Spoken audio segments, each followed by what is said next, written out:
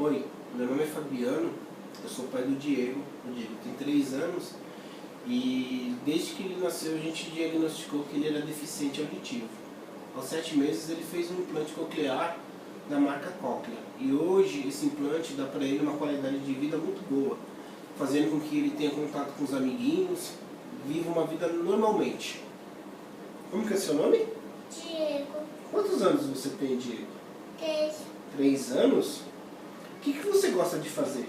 Eu gosto de brincar, eu gosto de nadar na piscina. É mesmo? E o que mais você gosta de fazer? Eu gosto de comer um macarrão com tomar coca. Macarrão e toma coca? O que é isso que você está usando? É o aparelho. Qual é o nome desse aparelho, você sabe? Implante coclear. Implante coclear? É. Por que você usa esse aparelho? Porque eu uso pra não ficar surdo. Para não ficar surdo? Papai do céu te fez assim? Foi?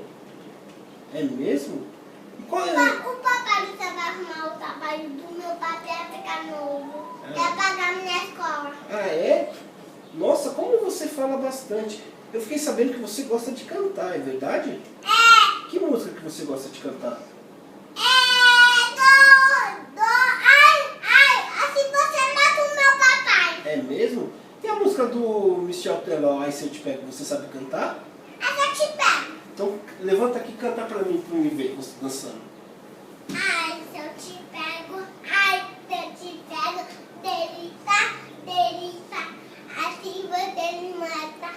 Ai, se eu te pego, ai, se eu te pego, tô ganhando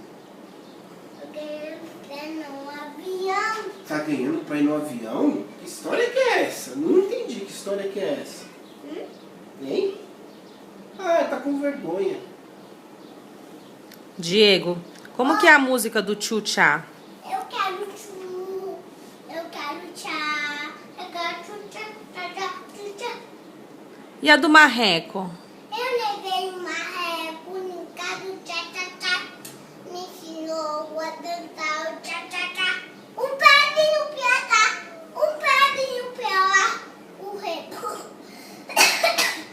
O rebo, o tchá, tchá, tchá, quá, quá. O tchá, tchá, tchá, quá, quá. Bom, esse é o Diego, falante animado.